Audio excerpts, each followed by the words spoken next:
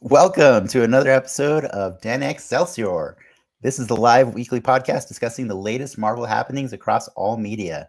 But even if it's not from the House of Ideas, if it's big and related to superheroes, it's on our radars. This episode is being recorded on the evening of Friday, April 16, 2021. So I hope you paid your taxes yesterday. My name is Dennis, and with me is my distinguished nerd panel. First up, he's constantly chasing the next platinum trophy on the PSN. It's Frank. Hey. Welcome. Right now I'm working on, what am I working? Oh, Mortal Kombat 11 on PS5. You just got the PS4 one the other day, right? I just got the PS4 one the other day, yeah. Time to play it all over again. Hex to the yeah. Nice. All right, let's get the rest of our panel in here. Don't be alarmed if you see, for anybody watching this, if you see what looks like a home invader, that's just his new setup on the camera behind him. It's Ricky. Yes, I will yell a safe word. What's my safe word, guys? I don't know. Pineapple pajamas. Mama Moses makes munchy meat. Pineapple pajamas. If there is a real robber, okay. Okay, gotcha. And then somebody will call 911. Yes, got it. Otherwise, you're good. It's a normal thing. All right, and then we have another special guest today. This one is a good friend of mine, and he actually has a new podcast on which can be found on Twitch on the Geekish Network. It's called Tech Nubians. It airs Saturday from 1 p.m. to 2 p.m. It's Travis. What's happening? Welcome. with the shrug and welcome, Travis. Nice. Oh, sick. Nice shirt. I like it. What's going on? What it do? It's been a while since we've had you on. Like Travis, technically we've had you as a guest before, but that was on our Star Wars podcast, which is like a seasonal thing. This is a more just a weekly thing, partially because after that, when Travis is like, you need to do something weekly all the time. And I was like, for real. I was like, man, I'll think about it. And so here we are. So yeah, we've talked Star Wars with you. Yeah, everybody, you're welcome. I appreciate it. I don't know if everybody else is thanking me for this, but I don't know if it is either. I consume a lot of this week now. But since we've had you on the Star Wars one, but not on the Marvel one, and you know, we understand it's more like a superhero show, you know, but mostly we talk about Marvel news just because there's so much of it all the time. But I have to ask, like, what does Marvel mean to you? Wow. What does Marvel mean to me? It's like mainstream superheroes. And you know, that might sound like an insult to some people, but I don't think so. I think it's superheroes that people can identify with. You know, we talk about this. You know, I think we personally actually had this conversation in my office one time, where, you know, DC's kind of like, these people are gods, right? And their alter ego is actually their pedestrian form, right? So, like, you know, the true form is Superman. You know, the costume is Clark Kent, and it's exactly the opposite in Marvel. And I think that's why people identify with Marvel heroes in particular. And so for me, you know, Marvel is sort of that, especially lately. It's like the superheroes that everybody identifies with. They feel like they know them. They feel like they've grown up with them. And you can actually talk to people who've never picked up a comic in their life, and they can tell you about Thanos, or they can tell you about, you know, where Falcon comes from. And, you know, and I find that to be endlessly cool. You know, it's you know, Marvel has done a really good job of making all those geekish things more mainstream. And it's incredibly validating, right? For every kid that grew up getting made fun of for reading those things. And all of a sudden you're cool. I mean, you always hear like that, superhero stories are like our new Greek gods or whatnot. Those are our new tales, and it's mythology. and it's even more so at this point, and because it's just so mainstream. Everyone knows. Hell, everyone knows who Star-Lord and Rocket Raccoon is nowadays. 10, 15 years ago, no one would have no idea, and it's just ingrained. Yeah, I think it's so funny every time they hear of a new character that's going to have a movie like Shang-Chi, and people just start dumping on it, and it's like, why are you dumping on this? Rocket is a thing. Rocket is a thing now, guys. And Groot, what? That thing says 3 words. Like, and now he's a household name. Why He's a pillar of $1 billion franchise? Like, yeah. It did say 4 things. It said 4. Yeah, it did say 4. It did say "We are Groot" once. Yes, once. It's funny too. Like I polled like my friends and a lot of my casual friends that are in my life, and I asked them, "I'm all, did you know who Iron Man was before 2008?" And I was really surprised to see that not a lot of them did. And I'm like, what are you talking about? How did you not know Iron Man before 2008? So it was just kind of weird. Well, our education is different from the masses, like public schools, they need to really open that up. Yeah.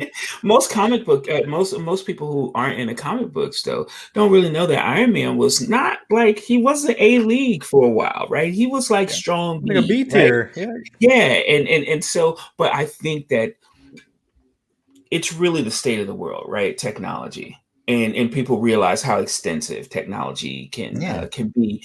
That just really just pushed him into that A tier, I think. Yeah. I think all of our phones are better than Iron Man was in the 60s. Yeah, and I don't want to sully like the mostly Marvel podcast here, but it's only mostly solely away. Well, when you look at Cyborg, for example, right? Like and I'm talking about the Snyder Cut Cyborg, right? Yep.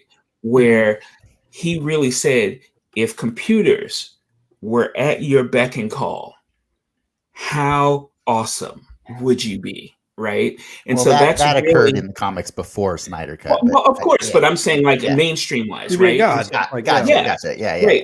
And so that's why I'm saying like, that's like Stark to the nth degree. So why not? Yeah. Sure. Yeah. That's fair.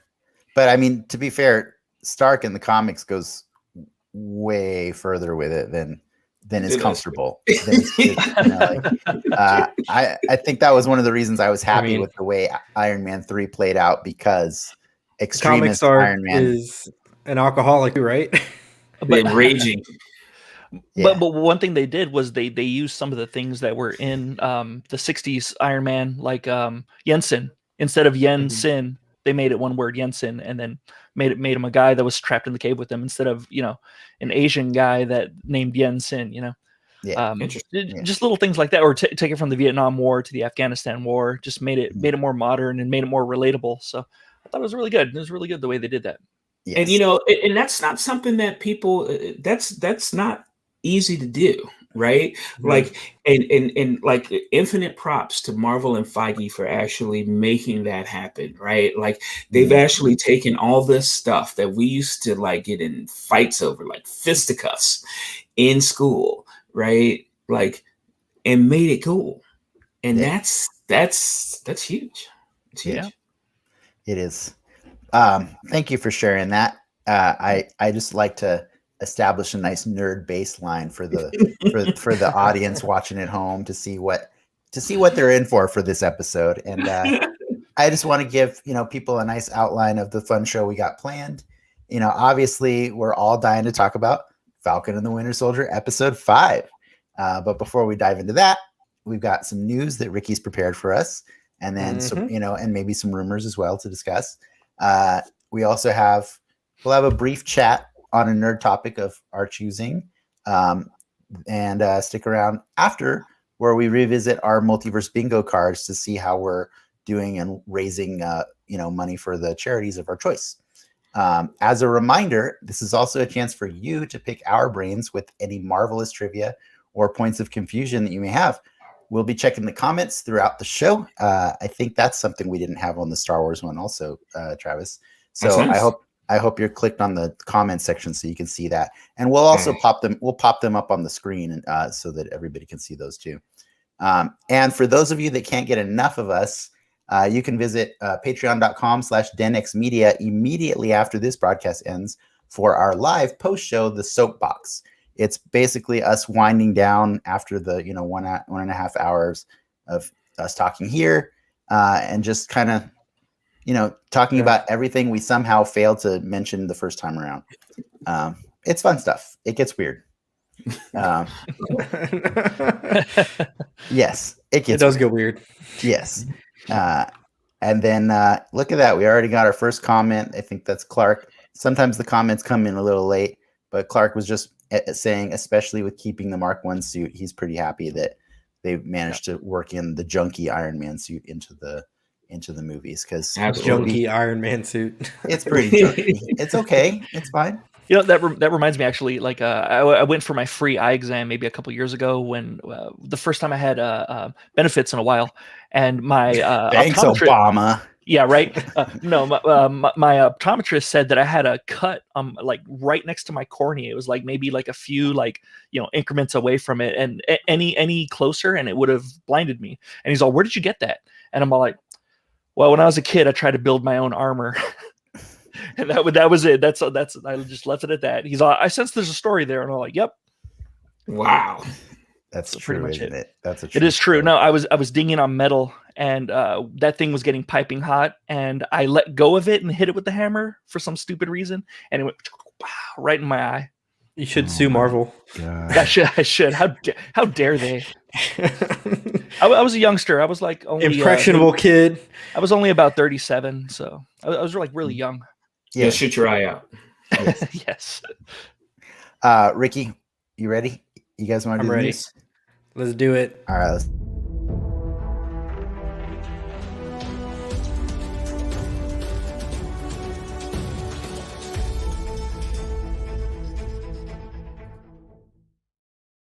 We're going to save those eye comments for later.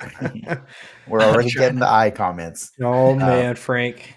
It's a pretty light news week, all things considered. Then that's a better chance that Selena's going to get an answer to her eye question. For sure. All right, let's just kick it off at the top. Alfred Molina doing some interviews with Variety literally today, and he just casually dropped that he's confirmed for Spider-Man 3.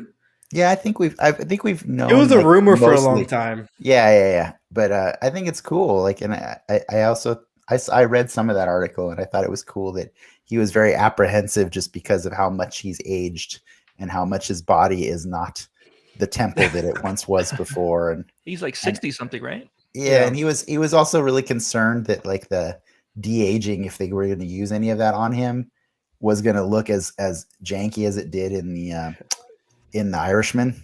And then they threw more money at him because he was pointing out how like De Niro, they made him look young, but whenever he beat somebody up, he still fought old. He's still, and he's like, I don't want to look like that. That was pretty cute.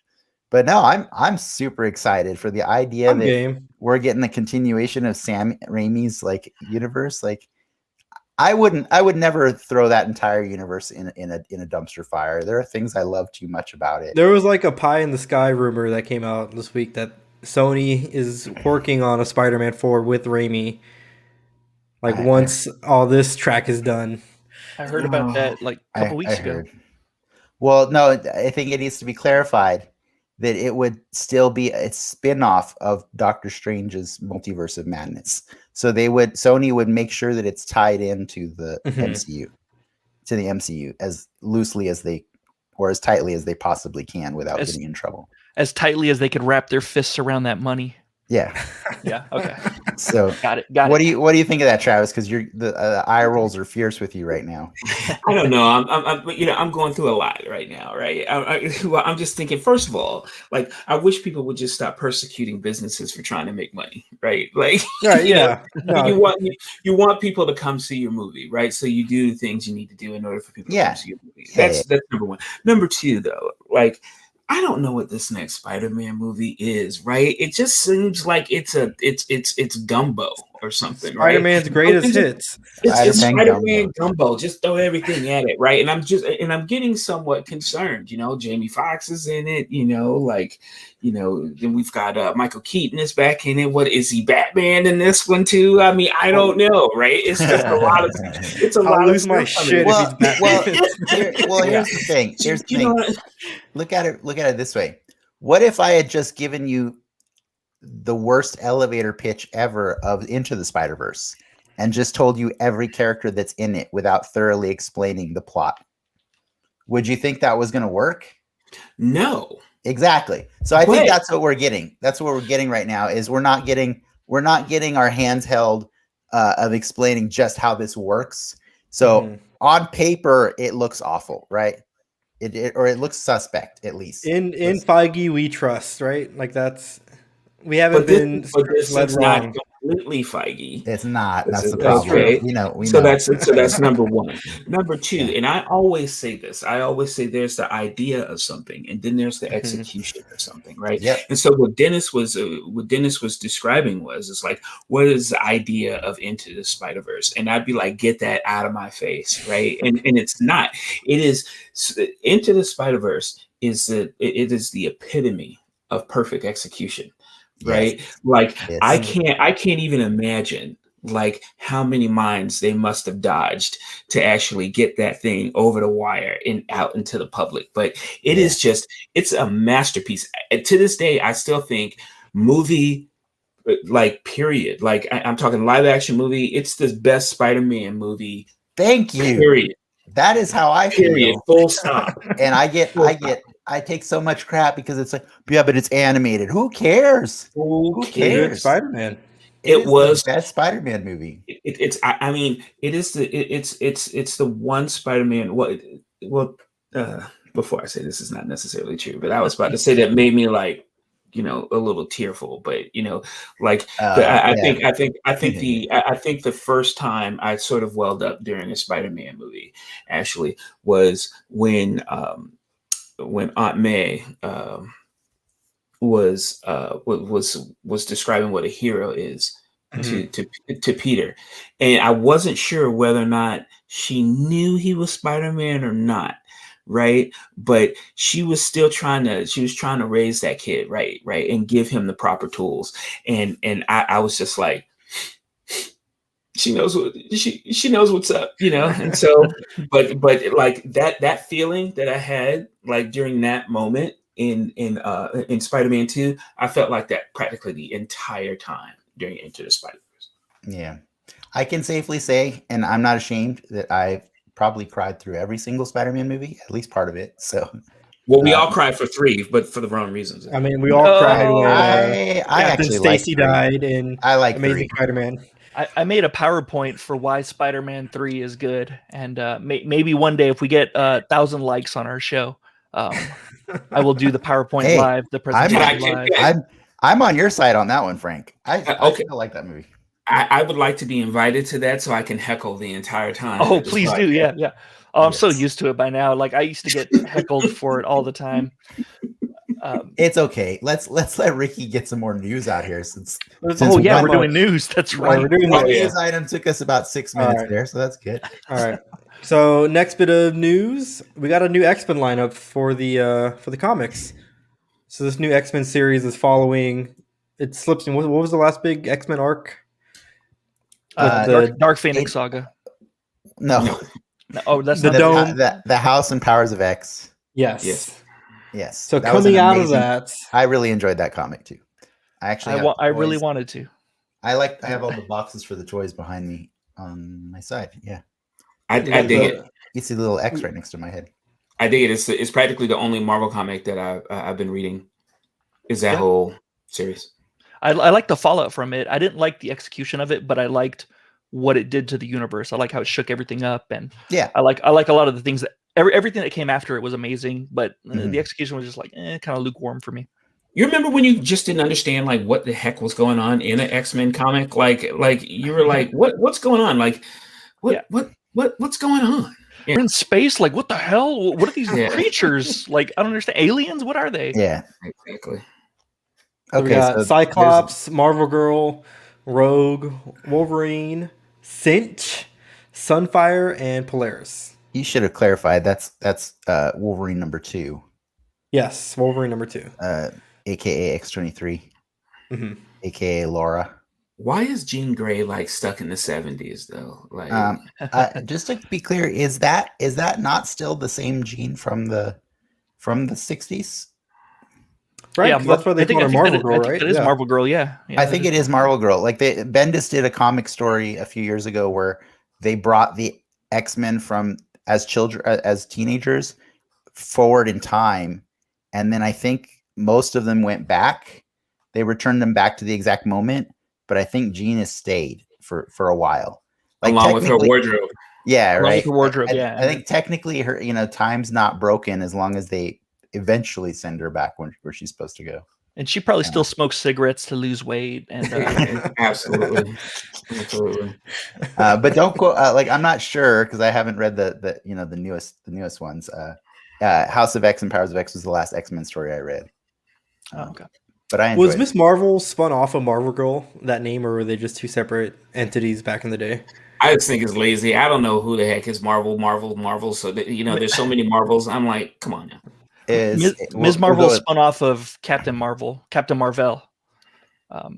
She's like the female version of Captain Marvel. But Captain Marvel was created to counter the Shazam, original, right? The original Miss Marvel was a separate person from Marvel Girl. Is I think what Ricky is trying to get. Yeah. Oh, I thought Ricky was saying she's like an offshoot of Marvel Girl. I didn't know if they were tied together or not. If they were just two separate things. They are, in that they're both published by Marvel.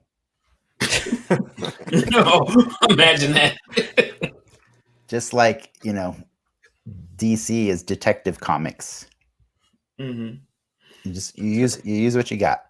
Then you have Mr. DC. And I did not know that. You totally just blew my mind. Is that really what it is? Yes. Detective I Comics. did not know that. You didn't know that? Oh my god. Tighten up, man. Tighten up. Mm-hmm. Hey, it's not the DC podcast. So. Yeah. Oh. It's fair. All right. Well, I'm glad we could educate somebody. Hopefully it wasn't just I feel dumb. Yeah. Next bit of news. Marvel introduces a new black female Captain America. So they've been doing a run of kind of Captain America, United States of Captain America. So we got our newest contender. It is Nichelle Wright is the next young hero to pick up the mantle. She needs to get her pants fixed. Well, yeah. What's going on here? Yeah.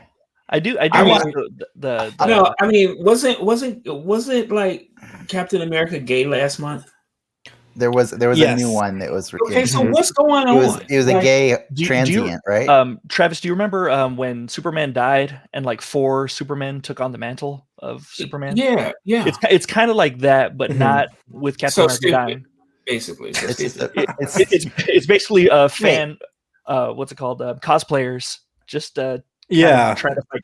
It's basically the Justice League, or what was it? The Extreme Justice League that used to fight crime around San Diego. They'd walk around in the streets. I gotta say that costume, do not like. That is, that is rough. I like the Rowan costume. I'm pretty much hating everything about this design. Like literally everything about this design I'm hating. Clark says female Caps only get 70% of the costume. I see what you did there with that joke. That's yeah. With the maybe 30% of the respect. In the edit, I'll put up Clark's address so all hate mail can go to him. Yep. And that's the news. Whoa, that's enough. That was a light week, and we stretched that, but that was a little rough. That Captain America left me with a bad taste in my mouth. Should have led with that. Well, just for the people listening at home, she's got one pant leg. All right, that's all you need to know about what I just saw on that. Like, there's a tank top with a star. And Tim's. I mean, like, seriously, like, what did they do? What? Come on. I mean, come on. I need to know who designed that costume before I can comment more on it. I need to know what their Not process was. Nacha Bustos. Nacha Bustos. Nacho Really? Bustos. Okay. Yeah. Well, that is why we have our little conversational appetizer set up, so that we can cleanse our palate. Cleanser. No, Yeah. Now it seems like we don't even want to talk anymore. Let's just Yeah, stare at each we're other just awkwardly. this show ended bad. I'm sorry, guys. Let's just Yeah. All right. Let's wrap. All right, we got the question of the week. This one was kind of it started out kind of us trying to figure out what would be something fun to ask Travis, and then I think it just kind of turned into like, well, what was something that was relevant to us as far as the superhero news for the week, that also might have been something that Ricky missed, or it was kind of a fun way of seeing like what was on your radar this week. So I think as our guest, Travis, you want to go first? No, let me go. Let me go last. Okay, Travis wants to go last. I know Frank had a good one. Frank, you want to go? Shit, I don't even remember. It was dark. It was dark. Be sure to like, subscribe, and ring that bell.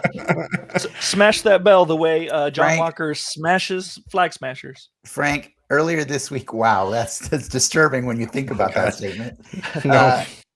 Frank, earlier this week, you were super excited because they announced a new Dark Hawk comic. Yeah, Dark Hawk comic comes out. Came out last Wednesday, actually, and this is the first time in about.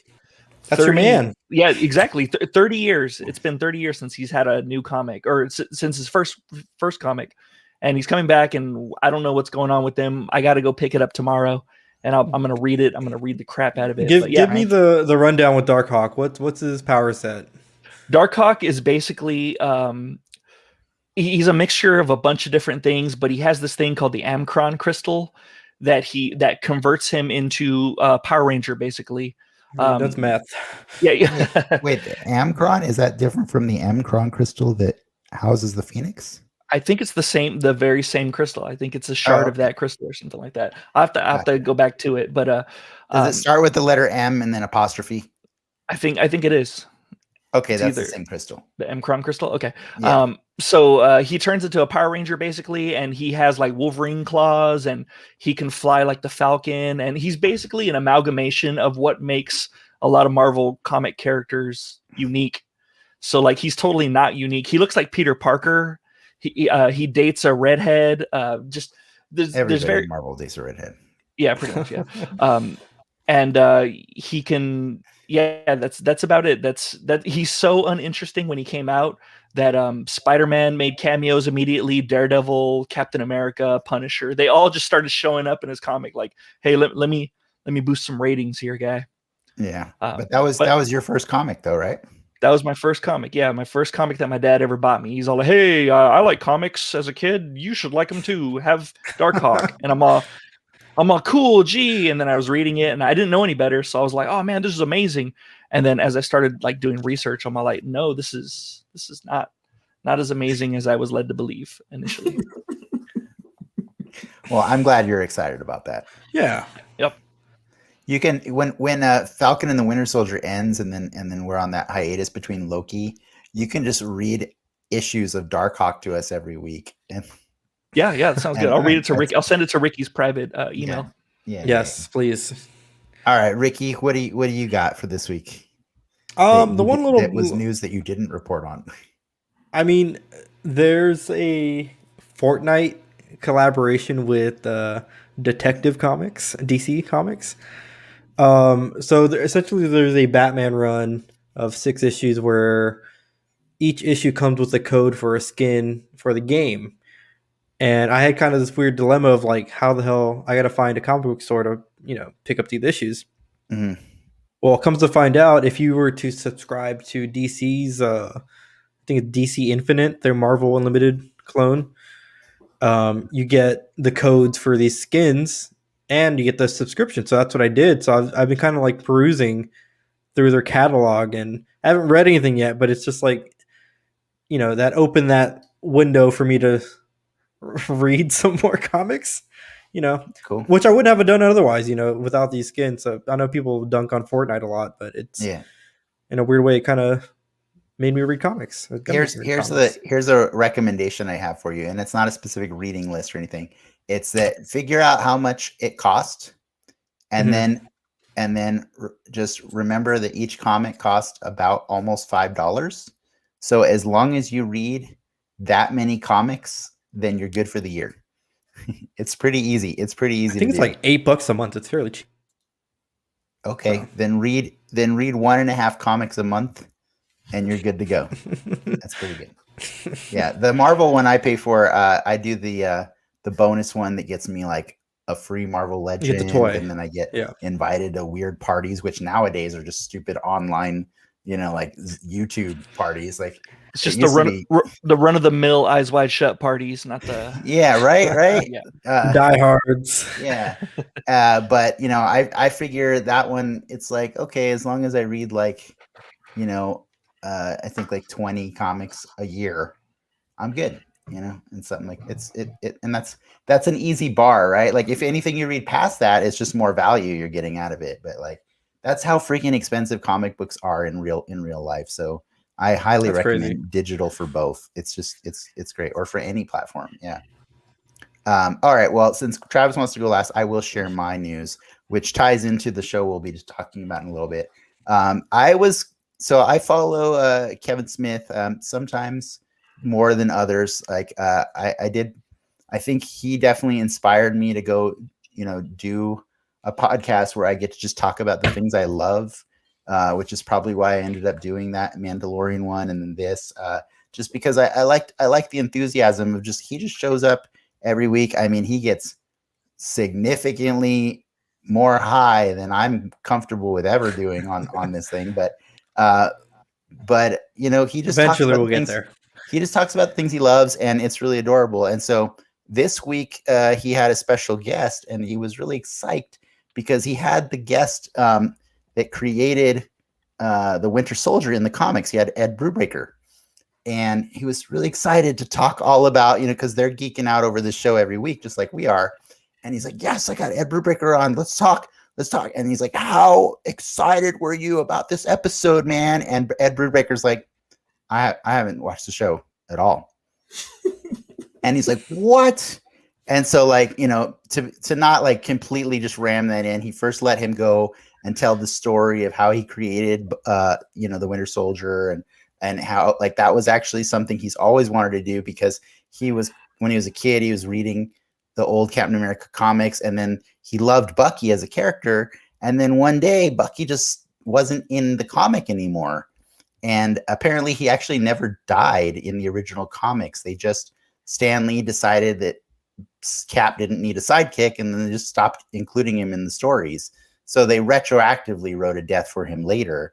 And when he found that out as a kid, he's like, what? And so he's been stuck with that his whole life. And so when he finally got the opportunity to write for Marvel, he did this and stuff. And it's a really cool story. And, he wanted to bring back Bucky, and but they were asking him why he hasn't watched the show.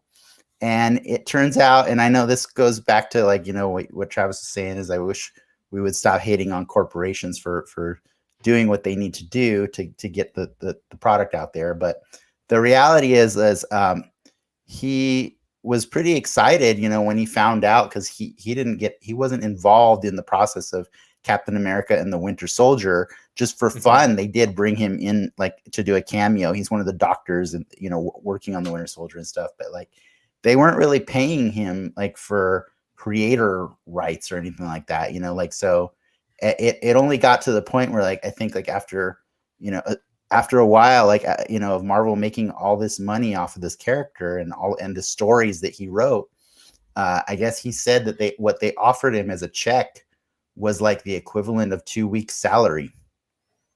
Oh, and he rejected it. He said, this is ridiculous, because I would rather not take the money and have the ability to complain about this for the rest of my life, than actually, take the money and be forced to shut up about it. So it's not necessarily that he's bitter, fully. He was telling them, on the podcast that he's super excited because like hearing them talk about the show makes him really excited. And so he's saying he'll probably get around to watching it one day, but but it is a hard pill to swallow because, like he's getting older and like he would like to believe that, if he was going to die right now, he would be able to like, provide for his wife in death and stuff. And it's just not as clear cut as that. You would think the guy who created the Winter Soldier would have, more money in the bank or whatever than he does. But he understands that the way these corporations work is like, they take the giant cut and the creators. He would get Bill fingered. Yeah, no, he recognized when he was watching the first movie with Winter Soldier in it, like, and he was watching it in the side area of the theater because like that's where all the people that didn't walk the red carpet go. He's watching it and he's realizing that he started getting the ghost of Jack Kirby, like a Jack Kirby knot in his stomach, like telling him like, you think you got it bad, like it's like that. But I don't know. I don't know it's a catch-22, right? Like the dream for a lot of people is to work and write for Marvel, but the key word is that in that statement it's all for Marvel. Everything you do in that zone, it's theirs. Yeah, and I don't. Yeah, it's a tough cookie, right? It is. It's rough. It is, and I've personally been through that, right? Like, when you go to conventions and you see people literally with tattoos on their bodies of symbols that you helped create. Mm-hmm. He actually brought that up in the podcast too. He's met people with full Winter Soldier arms. Like when you. Like, me personally, like I started my career in tabletop RPGs, right? Mm-hmm. And just recently, actually, like it was some issue where people were talking about something that I created, and it was for this World of Darkness vampire, and okay, and so I'm one of the creators, so we're just it's just like creators do. We're nice. Wow. You gotta get that signed later, Frank. Wow. So I had no idea. So the funny part is it's like I was very contrary, even more contrary than I am now when I was when I was younger, and when we were inventing these vampires, people said, "Oh, vampires, they get older and they get pale." And I was like, no, how about they just get blacker? How about that? Right. And I did it because I wanted more black vampires. Right. And now I got this story just posted to my Facebook page where people were like, oh, that's not sensitive to black people. Hey, a black person actually created it. Right. Okay. So if you live long enough, you'll get into this cycle where not only will you not get the credit that you deserve for the creations that you have, you won't get compensated for that, but people will actually misconstrue what you actually intended when you actually created something. So not only am I not getting paid for that, but I'm also getting, painted as some sort of hater of black people. And I don't know how that could happen. So, yeah. There's a good thread on what are the Cyberpunk the game, like Cyberpunk as a genre is a fairly new thing created by I can't remember any of the names, but I want to say in the 70s. Well, I mean, there's William Gibson, and there's I think it's William Gibson, who did all your he created the term cyberpunk, but and then that's like in the 80s. I don't know what you mean by Snow Crash. Yeah, Neil Stevenson did was awesome, but he got like 1992, right? Snow Crash. 1992 predicted. And I think, and I don't think it was. I'm sorry, not cyberpunk, but cyberspace. I think it was William Gibson. Yes. And then and Pond Smith actually, who I know personally, also he's a black person in RPGs, and he got accused of being anti-black, and I'm like, it's like you're dissing on the people that created the concept of what that is. It's like it's such a weird loop, right? Yeah. But yeah, so I feel so I feel you. So quickly, I can't get enough of the fact that on Fridays I get my Marvel fix, but I'm really feeling Invincible, like on a major level, right? So Friday is like a just to be clear. Wait, you're feeling invincible, like no. I don't want to ruin See this what I did flow. right there? I don't want to ruin your flow, but Yeah. I just found out yesterday that Invincible's on Thursdays way early in the afternoon. So Invincible is my Thursday night. You're gonna make me watch this show. I watched it yesterday at 6:00, nice. and I was like, "What? This is on here at 6? What the hell?" I thought it was at like 9 p.m. or something. Yeah. One of the boys was like that too, right? Yeah. So what I'm enjoying, what I'm enjoying also is I'm really feeling this. I really feel like we're in the golden age of nerd boy things. Like we're in the golden age, right? Like I just saw like this trailer for Jupiter's Legacy too, right? And I'm like, I don't know, but I'm sort of feeling it. It looks like it might be good. You know, it can't be worse than Thunder Force. Like, let's make it happen. Did you hate Thunder Force? Like with a passion that was just like, you know, I surprised myself as much as I hated it, and I love both of those actresses. You know what I liked about Thunder Force? That my mom liked Thunder Force. I was like, whoa, my mom watched Thunder Force. That's cool. You know, like it's not a great movie, but I didn't think it was, you know, like I think though I just lower the bar for people that are creating something that don't know, you know, that are on the outside. I was like, okay, it's good for what it is, but I can see how easy it is to dislike that movie. Because it's kind of like when back in like the 90s, for example, when you had a fantasy movie, right? Like it walked that thin line between like, okay, this might be good, to oh my god, this is crappy and cheesy, right? And the thing about it is, it's like how you know, you got to have enough of this material that's quality so people won't get turned off to the genre as a whole, right? And I think that finally superhero flicks are to the point now where we can look at a trash one and be like, okay, you know, it's gonna be all right. It's gonna be all right. Yeah, I agree. Did anybody have anything to add to that? Anybody else watch Thunder Force like multiple times? Like I did? No, I did not. Nope. I'm just kidding. Nope. I'm just kidding. I watched it one time. Nah, I don't even watch Invincible. I need I think I'm gonna start watching that because people keep talking about it. And this is a weird thing about Frank. The more something gets recommended to him, the less likely he is to ever watch it or read it or whatever. Why is that, Frank? You just like being contrary? Yeah, I think I do. And I want to say I don't, but I think I do. And the more someone, why you want to say you don't? Because you're contrary. Because I'm contrary. Yeah, exactly. I was expecting that. I'm like that door on the labyrinth that always tells a lie. Or I could be the one that always tells the truth. I don't even know. Been too long.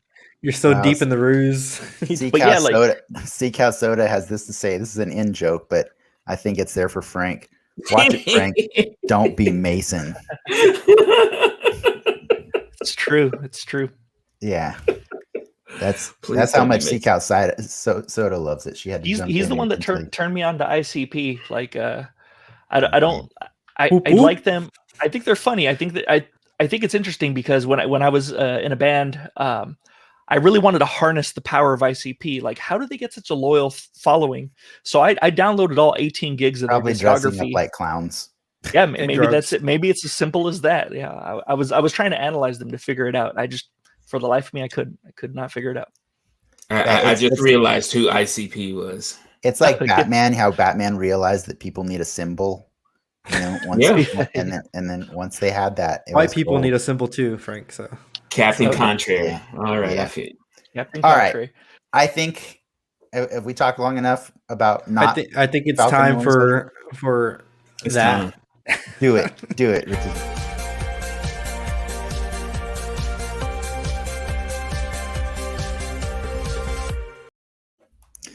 All right. it is now finally time for us to put a spotlight on Falcon and the Winter Soldier episode 5. Fair warning at this point for anybody who is joining us and who just wanted to join us just to say hi or chat or whatever, but didn't get a chance to watch the show because it just came out last night at midnight. You should probably go away for a little bit, go watch the show and come back because we're going to spoil it. We're going to spoil the crap out of it. And we're not going to apologize for that, Nope. Because we do the thing where we watch it first thing in the morning or at midnight, and then we watch it again just to make sure that we know all the things that are going on. So let's do this, guys. This episode is called Truth. I really love that title. I think it means different things to different people. And I think the thing I love the most about this episode, I know last week we were like, I think this is our favorite episode of the season, but I think this one replaced it for me because what I got was the thing I never thought I'd get with a Marvel anything, which is an hour of space to just dive into these characters and see them, reflect on what all the superhero things that had transpired in the weeks leading up to this. Like, that was nuts. And so I don't know, what do you guys think? How did this work for you and Travis, and like why don't you kick off with like what was your favorite thing that happened in this episode? And try to narrow it down to one. Oh my God. Yeah. Let everybody talk. It would just be the subtext, I think, right? Because nothing was as simple as you thought it was, right? And so the fact that this episode appealed on so many different levels simultaneously, almost effortlessly, was, to me, it was just beautiful. Like this to me was up there with WandaVision when she found when she found his body and said, I can't feel you, right? Like that's the level of feels that I got from this episode. I can explain a little more, but I want to pass the mic a little bit, but I think that it's definitely like how this thing appealed on so many different levels, and it hit me especially as a Black American. I think you can explain more before we move on. I think it's okay. I think it's worth it. You're as a Black American, you're always thinking that you love your country more than your country loves you. And when you consider all the things that Black people have done for this country, and the raw deal that we have gotten in this country, that you see on display every damn day lately, right? Mm-hmm. Like, and so Sam, he's literally Uncle Sam. He is literally Uncle Sam. Mm-hmm. Right? That blew my mind when I realized that today too. Yeah, and he's trying to do the right thing. Mm-hmm. He's in this situation because he felt like he was doing the right thing.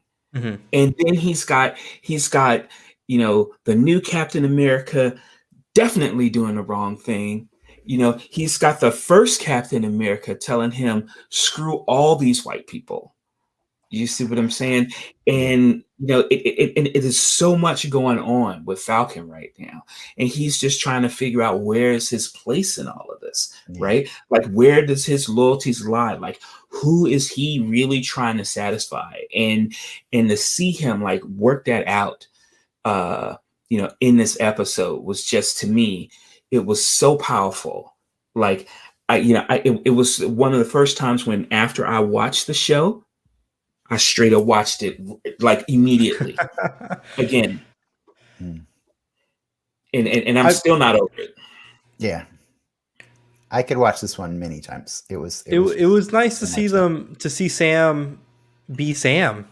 for a whole episode. Sam and Bucky be Sam and Bucky for a whole episode. They weren't obviously. I mean, they had the fight in the beginning of the episode, but they let them sit with their decisions for a bit. You know, they sidelined them, and they got to really kind of figure out like what is their place in all of this. And it was kind of, we wouldn't have gotten that whole sequence in a movie for sure. You know. Yeah, that's Clark actually jumped in a little while ago to agree with us and say that. He said, I so agree with both of you. It was like reading a comic book that was just about a character, you know, like something that would never be able to be in a movie, only an episodic show. Yeah, Amen, Clark.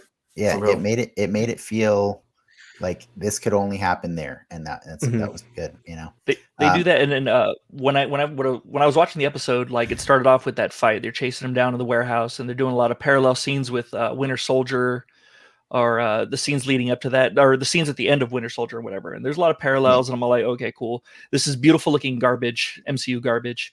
And then after the fight scene was over, I was like, oh, okay, it's not garbage. Oh, okay, we're gonna have a hearing with Captain America. Oh, we're gonna have Sam just working on his boat, like developing character. And I'm all like, whoa, he's talking to Isaiah now? Like, I didn't think that they were gonna bring. I thought that was the last we were gonna see of Isaiah this season, or maybe he would show up at the end or something. But yeah, and I'm all like, okay, we're getting some stuff. I'm all, say the name, say Eli. Nobody said Eli.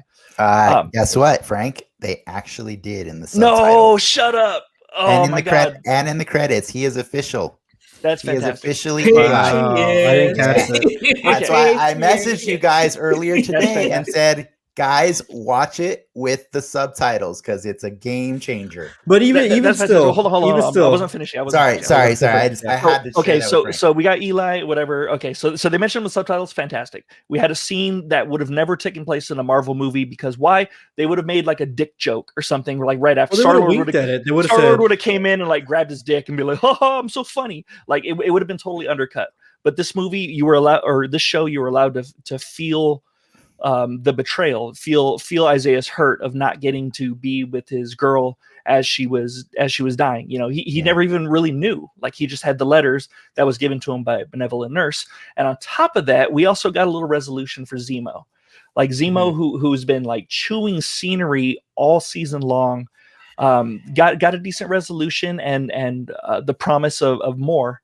And you know, and again, we got the Dora Milaje. Just there looking ominous and like, you know, hooking Bucky up with one last favor for Sam, which was the Pulp Fiction briefcase at the end. Hey Frank, can I also add, like, in that part about Isaiah really made me upset because Captain America got his happily ever after. Yeah. Isaiah gets a box. You're 100% correct. Like the story's parallel too. Captain America and Isaiah both did the same shit. They both went in and saved their people. Captain America comes back to a ticker tape parade. Isaiah comes back to a hard time.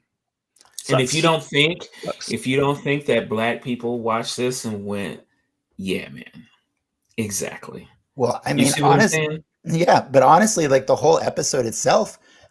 Aside from the beginning that was, you know, Frank was pointing out was paralleling the movies and stuff.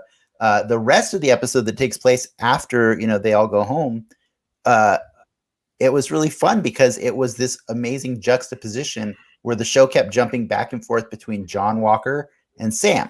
And every time it was showing the vastly different experience they were having, but also while it's showing John's descent, it's showing Sam's ascension, right? Because Sam is going on this journey. I mean, he went on a lot of journeys this whole season, but like they weren't really journeys of self-discovery until like this one, right? Because he needed to know more about the Isaiah thing because that got cut short really fast for him.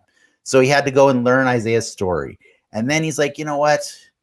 I got to go help my sister, man. Like, and so then we get that and we get to see Sam, you know, with this new wisdom, trying to figure out how to help his sister.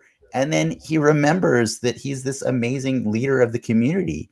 And so he rallies his entire community together to go to help rebuild this ship and stuff. And then you get the whole beautiful chemistry and camaraderie with Bucky, and like Bucky actually apologizing on behalf of him and Steve for saying, you know what, we we didn't get it. We didn't understand what it meant when we talked it over and decided for you that you should become Captain America. Say word. And I'm sorry for that, you know? Yep. And meanwhile, you have John Walker who murdered a white man who murdered a man on a billion people's phones. Like, he gets off with nothing. Yeah. Nothing. And then like, you know, and then he has the nerve to cry like a baby about it, like in front of everybody. Yeah, he was like, I am the Senate. Yeah, like seriously. And like he gave the Nazi excuse. I mean, I wanted to see I was following orders. John Walker on Tucker Carlson defending his point, like, you know. Oh man, but I disagree with your point, Dennis, that Sam's only recently been going through growth. He's been going through growth since episode 1. I don't mean he's yeah, okay. I didn't mean to say he hasn't been growing on it, but like this whole journey that they showed in this episode was like, remember a few weeks ago I said I actually don't want Sam to become Captain America until he wants to become Captain America. Mm-hmm. Yeah. And so this journey that he went on today was the one that helped him decide that he does want to be Captain America. I still disagree. I think it's been a progression that kind of culminated in him deciding to become Captain America. Yeah, but like a week ago, he was like, maybe Carly was right. We should have destroyed the shield. You know well, what I mean? The thing is, he didn't know there was a problem, really. Like, he came back not knowing what happened during the blip and stuff. So he had to kind of learn things as he went in order to be able to make that decision to become Captain America. Like, in order to realize that you know, the power's in him and there's a reason. Everything leads up to it for sure. I'm not dismissing the previous 4 episodes at all. I'm just saying, like, the way they painted this journey that he went on today versus the journey that we watched John Walker go on was a really beautiful thing. You know, it's a really cool parallel that we saw. We saw the white experience and we saw the black experience, you know, and how one is becoming somebody who is a valuable, looked up to member of the community, and the other one is going to black people's families and lying about the circumstances for why he killed another guy. And it's like, oh my God. And the look that Lamar's sister gave him, she knew. Seen that look, man. You know, guy. I was all for John Walker, even in the trial, because they kind of, that's a real thing, you know, that happens.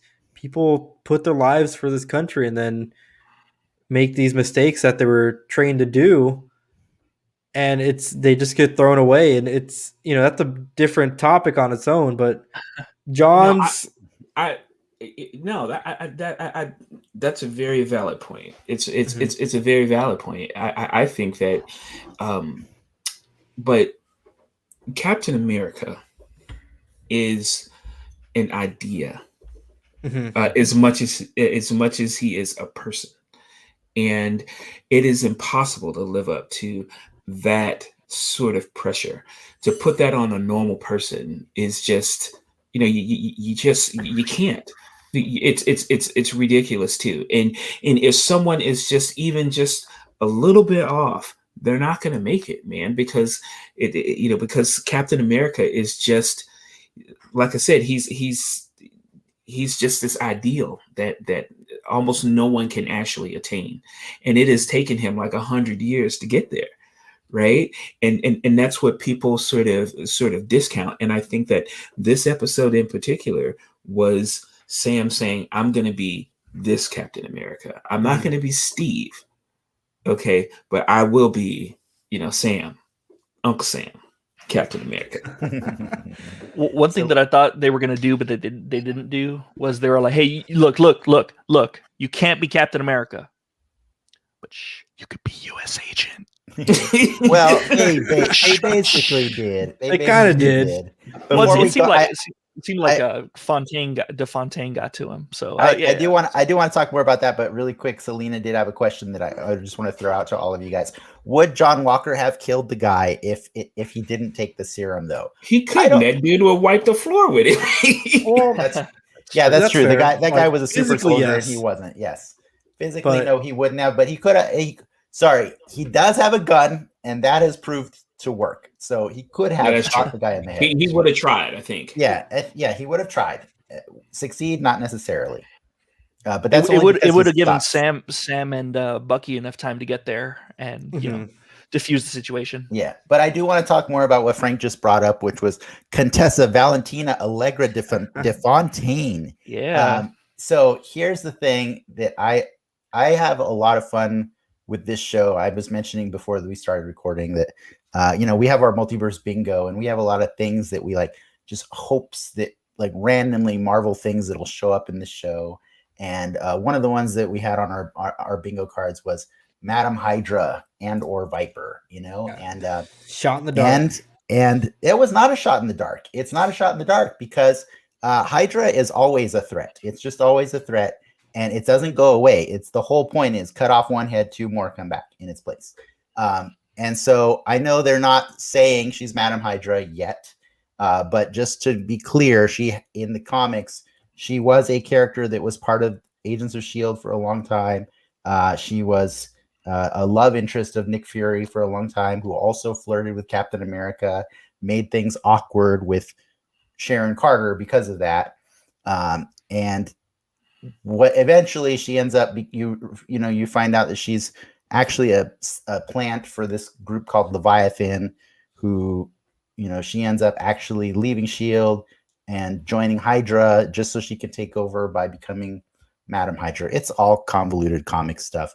But what I thought was really hilarious about her is that last week I was trying desperately to find anybody who had ever watched an episode of Veep, because I was like, guys, my neighbor has pointed out to me that John Walker is exactly Jonah from Veep. And so I was just trying to get people to watch Veep last week. And lo and behold, the multi-Emmy award-winning star of Veep, Julia Louis-Dreyfus, has been cast as De Fontaine. And I was overjoyed, not just because of that, but because of my bingo card. There was too many fist pumps going on. I was like, what is going on here? It was a trip for sure. It kind of came out that she's actually in Black Widow too. Mm-hmm. Cool. So that she's credited. I'm curious to see how that plays. How that would have played otherwise. She's probably S.H.I.E.L.D. then in that movie. Because she plays S.H.I.E.L.D. for a long time. She's an elf for a vampire though.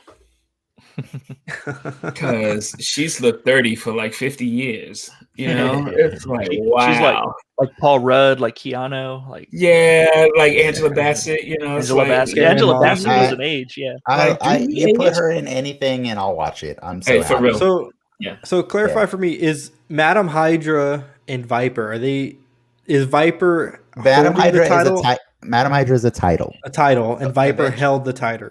Eventually, Viper holds the title. Yeah, this story where De Fontaine held the title is actually from 2006, Secret Warriors. Mm-hmm. So not that old. It was a Bendis story, I believe. So it might have been Viper held it and then held it again afterwards. But I can't keep track of all of it. For more Hydra, when was the last time we saw him in Ant-Man? Right. Yeah, when they walked away with that chemical, with the PIM particles. With the PIM particles, yeah. Yeah. I mean, unless you watch Agents of S.H.I.E.L.D., which I forced myself to. That's not canon anymore. So the truth finally comes out now, huh? Like you forced yourself to. I told you that show sucked. I told you it didn't suck in the beginning. Oh my God. No. It's fine. It's fine if a show ends up sucking 7 years down the line. But in any case, I'm trying to steer us back on track here. So I need to temper my expectations when Marvel tells me that they're going to have this huge world-changing cameo. Oh yeah, thing. for sure. You always have to. I like Julia Louis-Dreyfus. I like her in anything she's been in, but that I've seen anyway.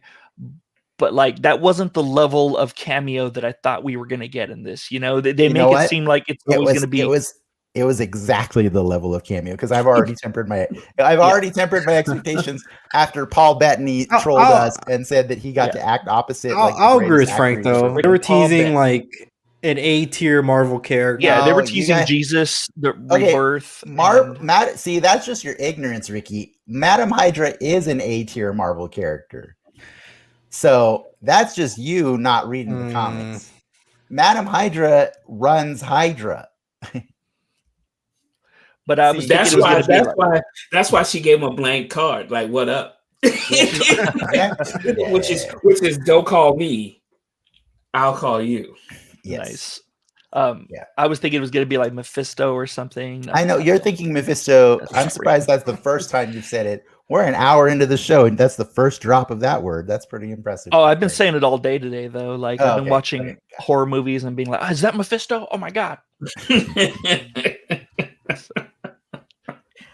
But yeah, she was also the Queen of Madripoor, so that's why it's leading me to believe that maybe she could be the power broker, or maybe be another agent that works for him, or a usurper, or something like that. And I said when we were drafting our bingo, that is why I thought we should see a Madam Hydra this season, is because we were pretty sure Madripoor was going to be in the show.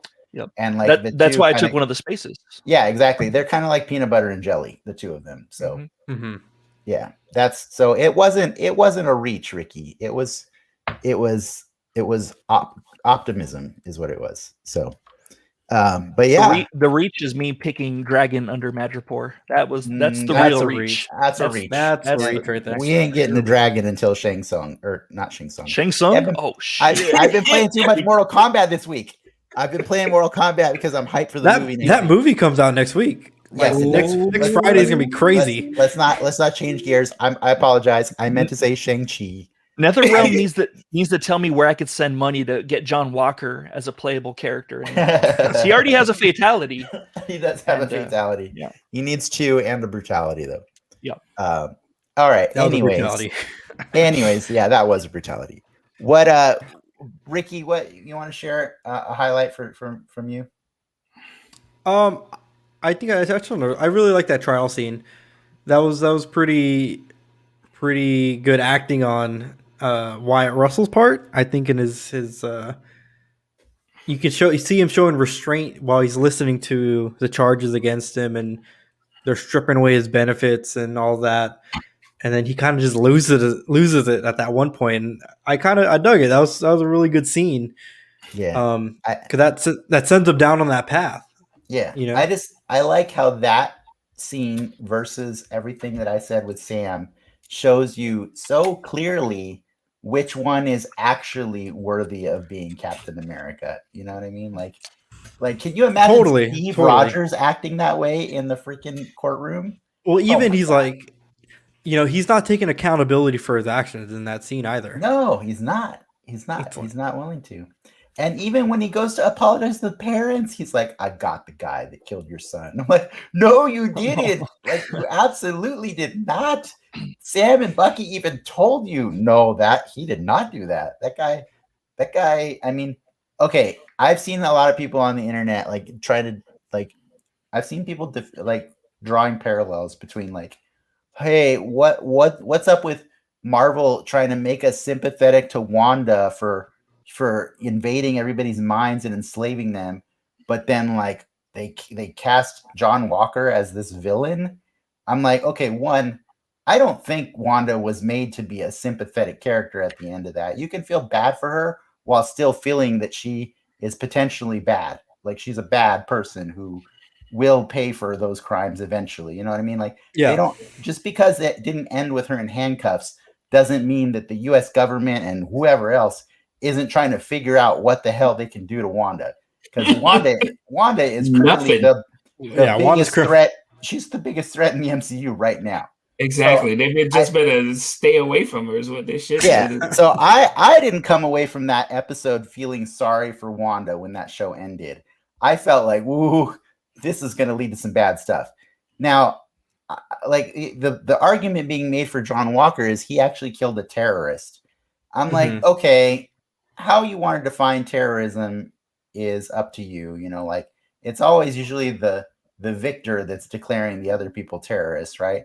And this is not to demean or diminish anything that our armed forces do out there in the world, but the reality is we've seen everything these terrorists have done, and it's really Carly killed people for the first time earlier in last week's episode or 2 weeks episodes, 2 weeks ago, right? Which she bombs the thing. Yeah. Carly did, and a whole day has passed since then. So like, I don't know, are they accessories to her terrorism? Yes, but like, I don't know if I'm really willing to give this guy like a full on, he's a terrorist, he deserves to die label. You know what I mean? Like that. I don't think it's. I think there's two things.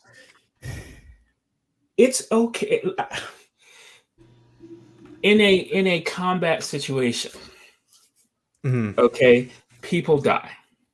Okay, the problem is that you're not just some dude. Yeah, you're Captain America. Exactly. Like, right. It's okay for just about 99.9999999% of the population to go off like that, but not when you're the walking embodiment of values, right? And so I think that was the bigger deal, right? Like, you can't do that wearing that suit. Yeah, I mentioned Wanda's it not last trying week, to be anybody's, moral center or whatever. Yeah, right. Like the word when the government defines someone as a terrorist, there's certain rules of engagement that that are available to you than would have otherwise. But when you see blood on that shield and you see that violence with that shield, it's just you just know it's wrong. And aside from bad optics, it just you just feel it. Like what that means. Yeah, the problem that reminds me. Why was he touching the blood? Like, run that thing through the dishwasher real quick. There was like 10 shots in this episode with that whole blood. time Sam was touching the blood. I'm like, that's a murder weapon. That's somebody probably needs that for Exhibit A. I mean, I know it's all over the internet too as well, but. Yeah, well, it was gross. Those circumstances don't seem to help you that much. There's still a trial, right? It's fine. His trial was a joke, anyways, right? Yeah, his trial was pretty quick, and he could just storm out. Like you're not even bound. And they're like, "You better bring us that shield." He's like, basically flipping them off. You ain't getting the shield because I don't have it anymore. It's gone. I don't know where it is.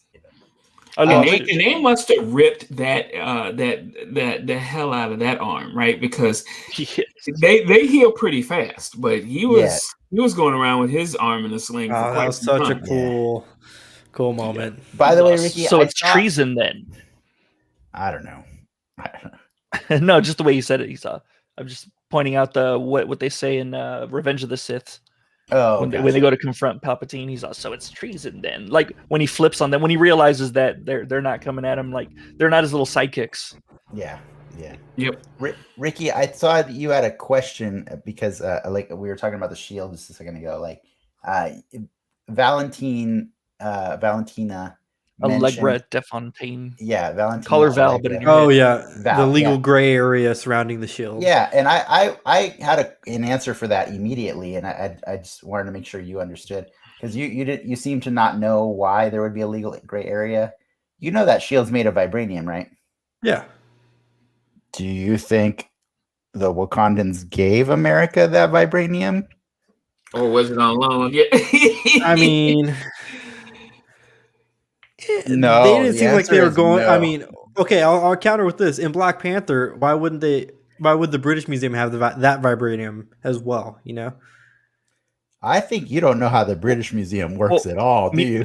But museums also have things on loan all the time.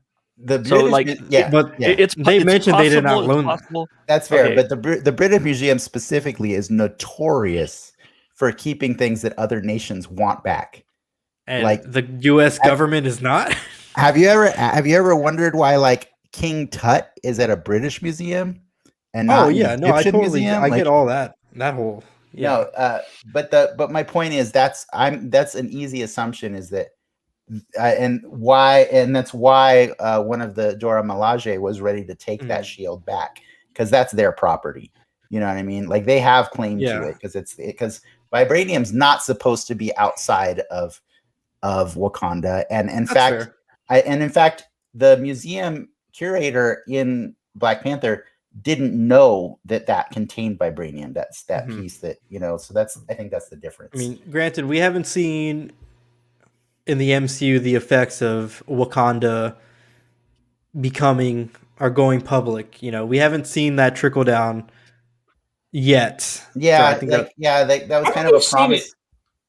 I think you've seen it enough, though, right? Like, that, and that's actually something I was feeling, which I really like, is that at the highest level of intelligence, they're always there, right? It's like, if something's going down, and it's like, oh, it's only a matter of time before Wakanda gets here, right? They know what's going on, and they got Winter Soldier low jacked. They do. They right? proved Yeah. it. They proved But it. they proved it. Oh, yeah. Like, Yeah. I'm gonna just do this, and this, and your arm falls off. How about that? Catch me outside. The face that he made and the face that she made.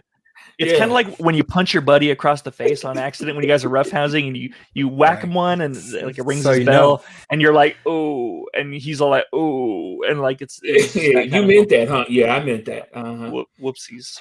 By the way, Sea Cow Soda, she can't go one episode without hating on John Walker. So she had this to say: "It's so annoying to see John Walker visiting Lamar's parents in this super self-serving way, while Bucky and Sam are discussing making reparations and being of service."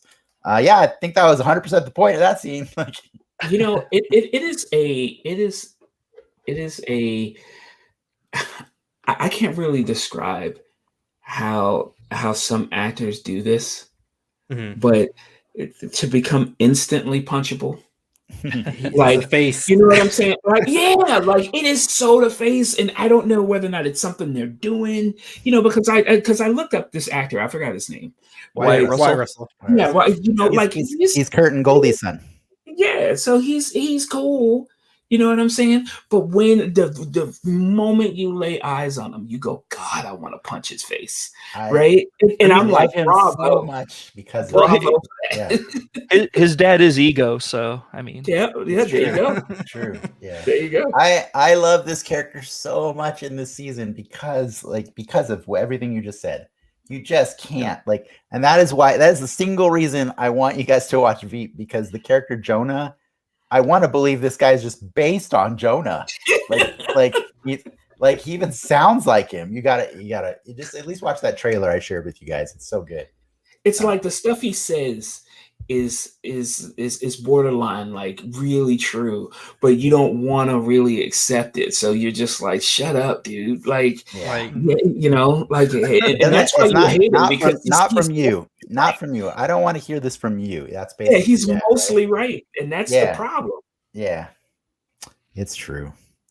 I know we don't have a lot of time before we got to wrap, so I just want to get to what were some of the things. Was there anything that really just was cringeworthy, or was just was hard to watch? Maybe not because it was badly written or anything, but was just something that was just hard for whatever. Oh reason. man, yeah. When you get a loot crate from Wakanda, that's what we've been saying. Hey, dude, open it right away. Right away. Like I was like, oh my God, Shuri had something to do with this, right?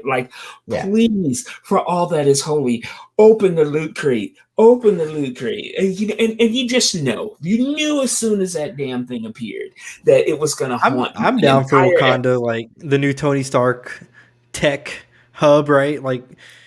It's a good way, and that I think does you get around that problem in a good way. I think that it does demonstrate that Wakanda is more involved now, right? Is that they're going to build all our new superheroes from now on, and I'm okay with that. Yeah. The one thing that I kind of like a groan is when Bucky and Sam are at the at his house or sister's house, and Bucky apologizes, you know what? Maybe Steve and I didn't really take into account what it meant for a black man to take the shield. It's now that moment triggered? Yes. Now they had to go through. It just seemed like that was an art. You have to remember when they're from. They are not from this time. They are from a way different time. But Bucky's been in this time for a while.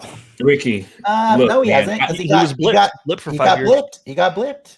I can speak to this. I've had lifelong friends that never have given me that level of realization.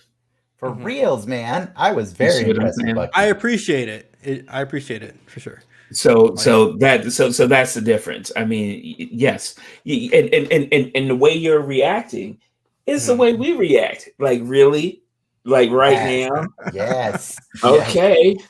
I was 100% on board with his apology. I was like, man, I'm really happy I never asked a black friend of mine to be Captain America because I would feel ignorant right now. Like, like that's just not.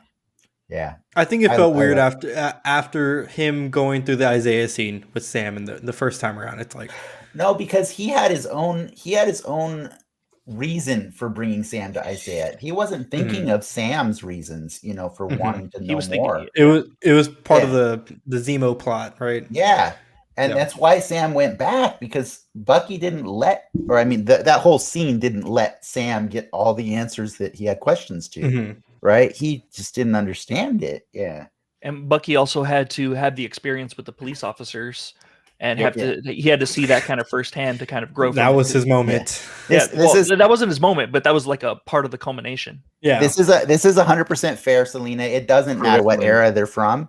There are people who are colorblind who were born in the 2000s. Yes, I 100% agree. I was just trying to help talk Ricky off that fence by giving him a nerd justification for why you got to let Sam and Steve and Bucky have a kind of pass, right? Because I don't know, Travis, would you be a little bit more accommodating if one of us was frozen in ice for like 70 years or something like that and just came out here and didn't, I don't know, or would you treat that person the same as you do somebody who grew up alongside you the whole time and is still stupid racist? If you emphatically know that they grew up in the and I think there's a whole Smithsonian exhibit about Captain America and how, just by the way, he missed all of this century pretty much, so yeah, I mean, yeah, you can't. I mean, you like, Captain America he should be doing way more inappropriate things than he does, honestly. Like, yeah.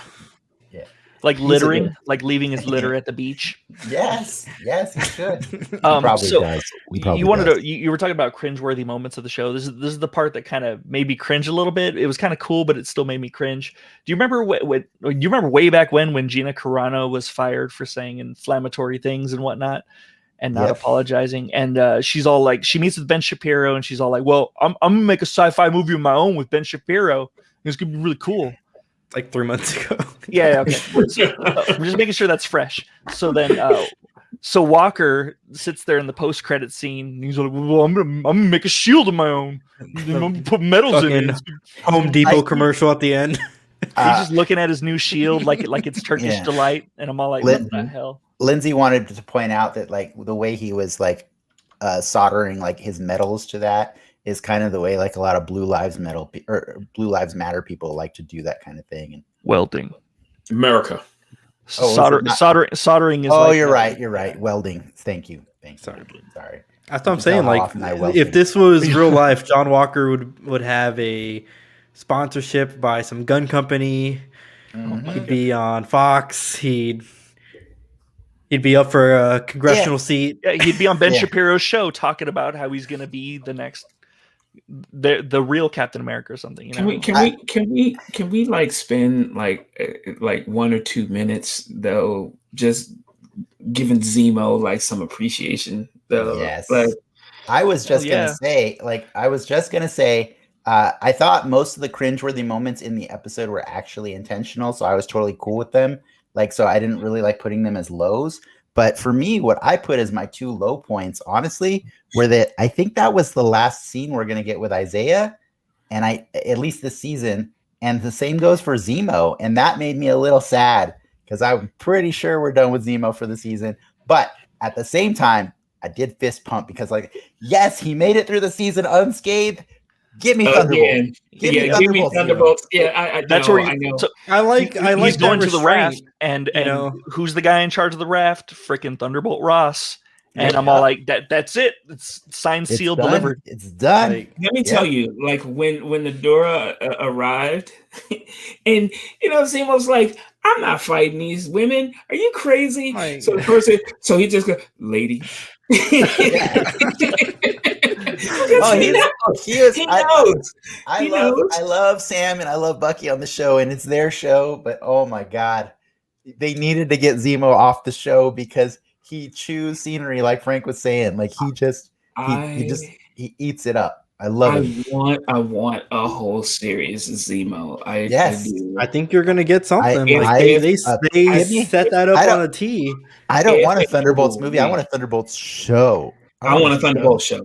Yeah, same here. Yeah, it would be out of control. It would be out of control. Like, you put U.S. Agent there too. I feel like after Black Widow comes out, we'll probably have a better picture of what's gonna happen with that. But Yelena on that team too. Hell yeah. The pieces are there. Put Agatha on that team. Put Mephisto on there. Let me tell you something. Abomination. Yep. You guys are speaking my language right now. Now, I know this is just fan fantasy here, but to have Gunn do a Thunderbolts show. That would be weird. That's basically the Suicide Squad, right? That would be a good touche. I'm not mad at the idea. I'm just like, wow, would he do the same thing twice? I guess. Yeah, probably. Please do. He basically is. He is doing the same thing twice. Huh? People don't get that. Like, Gunn is a trauma director. I know. I do. I do. And so what you're seeing is trauma done at the highest level of awesome. Yeah, right. Give him a budget. Trauma with a budget. Yeah, it's like the best Toxic Avengers, like Travis. I'm fangirling over you hard right now, man, because you're saying all the right from Vampire the Masquerade. You're bringing up trauma. I just got done watching Mother's Day, the trauma film right now. I feel like we're gonna have a good time on the soapbox when we're. I do want to we're cramming this, so apologies for me running through some things here. Let's take a minute right now to answer any more questions that we or the audience may have had about this episode. Like, I know I had a few. Obviously, one of mine we just talked about was, when can I have my Thunderbolts? Because that's first and foremost. I think another one that I had, and I know some friends of mine had, was, do you think Sam's new suit comes with new wings? What do you guys think? Yeah, of course. Yeah. Yes. Yeah. Do you think Joaquin's going to get the old? Torres is going to get the old one. I want to know, come on, those can't just be run of the mill Falcon wings, right? No, I mean, they got to be vibranium. And by the way, he was incredibly effective with those run of the mill wings. So just wait till you see him with Wakanda ones. I had one last slice question. through someone and be like, "Whoops, my bad. I'm not used to vibranium." I had one last question that kind of leads into slight predictions, but I got to ask you guys. We saw, Frank saying, the whole season has been us leading Sam or Sam leading us on this journey to discovery and become Captain America. Mm-hmm. But one of the coolest things I think he did in this episode was when he recognized that, God, his parents, his family has done so much for his community, and they all technically kind of owe them something, right? But he didn't make it weird. He just called in all the favors he possibly could, and he rallied all these people together, and he showed that he's a great leader, right? Now, I know that we crapped on Ricky last season when Ricky said, do you think Doctor Strange is going to show up and save the day in WandaVision? And we said, no, that's wildly inappropriate because it's her show and she should be the one, handling that problem. Now, I think the question I'm leading to, I'm hoping I'm leading you guys there is, do you think the new Captain America is going to assemble the Avengers next week in New York? Oh, that's not where I thought you were going to go. I thought you were going to say no. Never mind. I was going to bring up this point. This episode ends obviously with Sam opening up the suit while this event's happening in New York. Well, because he's getting ready to go to New York. He's gonna hop on a. You gotta remember this man's in Louisiana. I like to picture Sam's just on a commercial flight. No, he's probably gonna fly with his super new wings, right? He's on a commercial flight in the comics, the comics that it's based off of. Oh, okay. Well, in any case, what do you think? I think we got War Machine at the beginning of this season. I could say War Machine. This is the War Machine event, right? I think there's things to be said about, remember, one of the big complaints we always have about Iron Man 3 is that the president of the United States got kidnapped And instead of calling the Avengers, they literally just have Iron Man go and do it on his own. And that's really awkward. You know what I mean? I think if New York, if like the UN or GRC or whatever you want to call all those people that are from all over the world are under direct threat, and we've already had something like that happen before, you know, at the UN when the king of Wakanda died. Like, I don't know. I kind of feel like more than just Sam and Bucky are going to show up. Well, who's the players on the field? Let's list that. Well, it's not going to be Doctor Spider-Man. Strange. It's not going to be Spider-Man, and I wouldn't consider Doctor Strange an Avenger in the same way. But I'm just saying, there, like, theoretically. You don't know where Doctor Strange. I think if anyone comes back, it'll be like the Dora Milaje, or it'll be someone that's been shown in the show. So War Machine probably has a good chance of showing up. But I don't think they're gonna like bring, like, Thor's probably not gonna show up. Or no. I just meant who he can get in the immediate time. You know what I mean? Sure. What do you think of that, Travis? Yeah, I think there's definitely going to be an Avengers play. I mean, this is how they bookend, right? This is how they get you, ready for what's next, right? Like, we've already seen that, there's that mid-credit scene that happened, this week, right? So there's got to be something here. I mean, everyone knows that, this is the MCU sort of expansion everyone's been looking for. They've been doing a good job so far, like telling this great tale. And he is definitely an Avenger. He has taken up the mantle of getting that shield. There's no way they're going to end this with just, there's something big's going to happen. I definitely believe so. So I think you will see other cameos besides. I hope it's the rest of the cast of Seinfeld. Like Kramer walks in and they're all like, "Oh, this is awkward," and they slam the money down and say, "I'm out." Yeah. I hope Sam and Bucky and the Winter Soldier, or Bucky and Sam, are the ones that just solve the problem. I don't want other Avengers to show up. I don't think it's the same scenario, right? Where it's like, it's not a bad thing if Sam and Bucky assess that there are 7 super soldiers, and the smart play is to get 7 or 3 or 4 extra hands to help with the problem. I don't he's care. Captain America. It's a coronation, though. I was gonna say, I don't seriously. Like, he's the man. Like, how can they just go like that? This season's not going to end like that. It just can't. I mean, I can't see that happen. I don't care if it's the same scenario or not. To say what you were saying, Dennis, like, it doesn't matter to me if it's the same scenario. I want to see them solve the problem. That's my personal hope, that they solve the problem alone. Right, but what Travis is saying, Travis is saying, I want the I would like, part of me would like to see the spectacle. That's part of the title, right? Captain America leads Avengers, so it would make sense to have it. But but what I was gonna say is that part of me does want the spectacle, but the problem with the spectacle is that it'll turn to MCU, which means it'll be 2 McDonald's. And I think that this season, this show has done a really good job of showing character moments. I like McDonald's. And this show has been showing like character moments and emotional beats that haven't really been reached in MCU. Mm-hmm. Like MCU hasn't hit these heights before. It would be the safe play, right? I think that's what you're saying. That's what I don't want. I don't want the safe play. At the same time, it is still the MCU, and they still have a business to play. Like, I just feel like you do this every time, Frank. You set yourself up for like these expectations. No. I'm not setting myself up for anything. What I'm saying is, this is what I want personally. Gotcha. And if I get the other thing, I'm getting McDonald's. I like chicken McNuggets. I like chicken McNuggets and barbecue sauce. That's fine. But what I do want is, maybe I want a McRib. You want a McRib. You can't always get it. Maybe I want some Szechuan sauce. I guess what I'm saying is it wrong if Sam believes that the best way to solve this problem with Bucky is to call in their friends? No, of course I don't think it's wrong, but I'm telling you what I personally would like to say.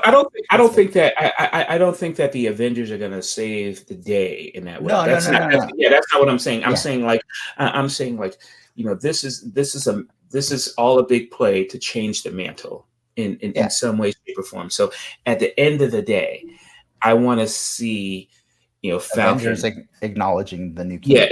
Acknowledging the fact that he is the man. it would mean a lot, I think, for so many different reasons. Yeah. But the foremost for me is that when Steve gave him that shield, he said, "What do you think?"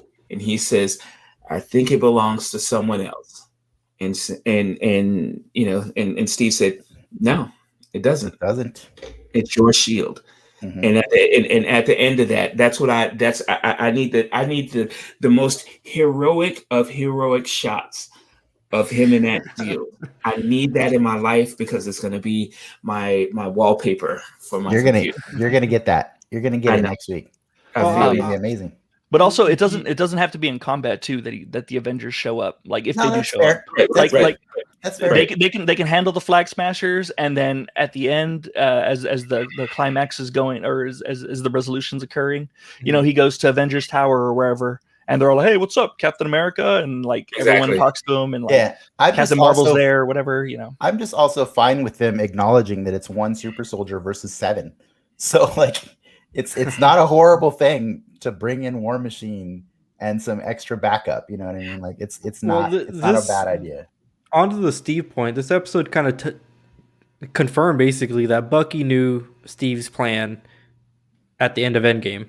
That was always kind of ambiguous. You kind of always knew, but Bucky basically said, when Steve and I were talking about this. Yeah, I mentioned that earlier. Yeah, but that's why they apologized. Do you think they never said Steve was dead? Like, do you think Steve's dead, or do you think we might get a Steve next week? He's on the moon. No, we're not going to get He's on the moon. That'd be cool. We're not getting Steve. I don't mind as long as Steve doesn't come in and solve the problem. I'll be fine with it. Like if he comes in and is all like, "I got this, Sam. Let me do one last hurrah. Give me that shield," and then takes care of it. I'd be like, "No, that's not happening at all. That's not happening at all. Click. It's not going to happen. I don't think Steve's going to come at all. Period.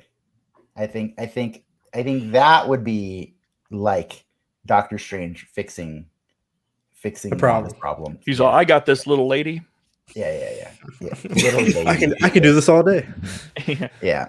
Do you guys have anything else you want to chime in on this one before we switch over to the bingo cards and check, or do you want to just go to bingo? Go to bingo unless anyone has. Let's go to bingo. All right. As a reminder, each of us has a bingo card with things that we hope to show up this season. And Ricky, hit the button first, and then I'll go.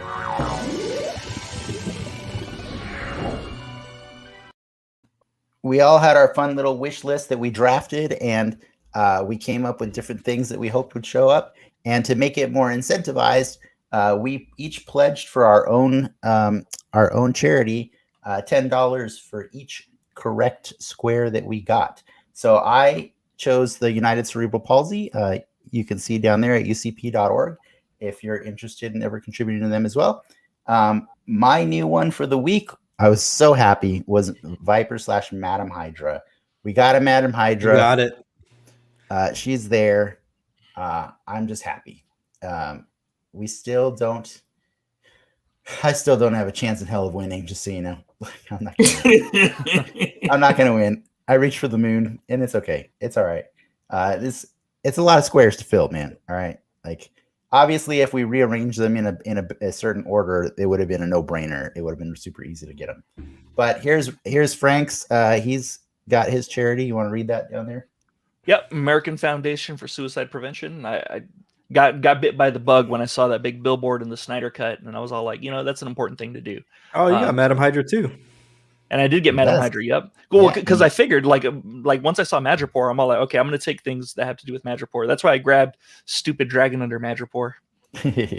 But you also got officially. Go back to that, Ricky.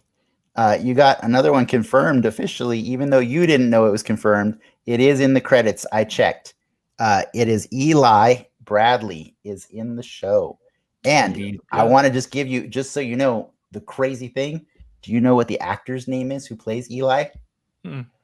Elijah Richardson. Wow. Isn't that cool? That's pretty good. Yeah. Again, like if this was a movie, you'd get that like wink moment in that interaction. You would get, "Hey, you're some kind of patriot," something. It's fine. I like how they let this be. Yeah, he's there. It's fine. He'll come. He gets his turn eventually. He gets his turn. We know what they're doing. We know it's fine. I was just so happy that the subtitles cheated and let me see this thing because I was complaining like a few weeks ago when he appeared because the subtitles literally called him boy. And I was like, come on, man, just put a name on it. You know, he's got a name. They must be watching our show. They heard you complain about that. Yes, they did. Yeah, and they're obviously watching. You think Ricky, we got your card here. You got the raft, baby. You want to list off your charity? Oh. Big Brothers, Big Sisters of San Diego County. Yes, and yeah, I had to mark it because the raft was officially announced. That's where Zemo's going. Yep. So you got the raft and Patriot / Elijah Bradley as well. I still don't see you winning anytime soon either. He's close. He's really close. Jet Zola ain't showing up next week. Okay, that's not happening. All he needs is Jet Zola and Brubaker. And I'm pretty sure Mimi Songbird is not showing up. Well, after this week, I'm sure Brubaker is not coming on either. So yeah, he's not. He's not going to be. All right, and then that's for sure. And then if I would have known that detail, I would have never put Brubaker on mine. Dang, Travis. And then here's Travis's. It's horrible. Hey, I don't know why Travis did this, but guess what? Travis is getting one next week for sure. He's getting Falcon cap for sure, right? He's getting Falcon cap. That is happening. So we get Goliath. Yeah, maybe just Goliath's going to show up and say, "Look, it's Captain America." That's probably not going to happen. But in any case, we'll still make sure to. We're going to donate $40 to the United Negro College Fund when the show is over. Awesome. Thank you for coming on the show, and thank you for choosing. Thanks for having me. Choosing that as your charity for the week. I appreciate that. I think we do have to wrap up. We went a little over on this one. So I think I just want to give Travis and anyone else a chance to let people know where they can find you.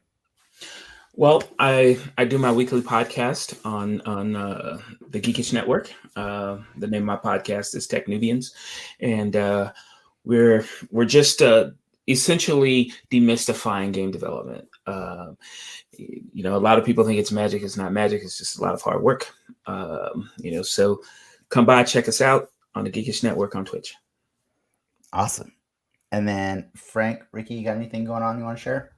No, just playing Mortal Kombat, trying to figure out how to get NetherRealm to put John Walker in. And you know who I also want in that game? Shang-Chi. That would be good. Ooh. So that way I don't sound horrible for saying the wrong names anymore because I'm like, cool, it's good. It's good. He's part of the lore now. He's part of the lore, yeah. And then you can always find me and all of us being silly on DenX Media here on Twitch, YouTube, Facebook, Podbean. You can also find us, or you can also find me putting up other things on Twitter, Instagram, TikTok. I'm just all the jazz. Yep. All the jazz. Yeah. But feel free to like, subscribe, and let your friends know about us if you want to, tell them there's some nerds that just like talking about Marvel stuff every week. And they just do it like forever. And then when they're done doing it, they go do it more. Do it some more. Yeah. It's pretty nuts. But yeah, thank you to everyone who was in the comments this week and had fun things to say and chime in about this episode. I think it was a really fun one. We could probably talk forever about it, but we try to not talk everybody's ears off for it. So yeah, I think that's all we got. Thank you again, and for watching Dead Excelsior. See you guys. Believers, enough said.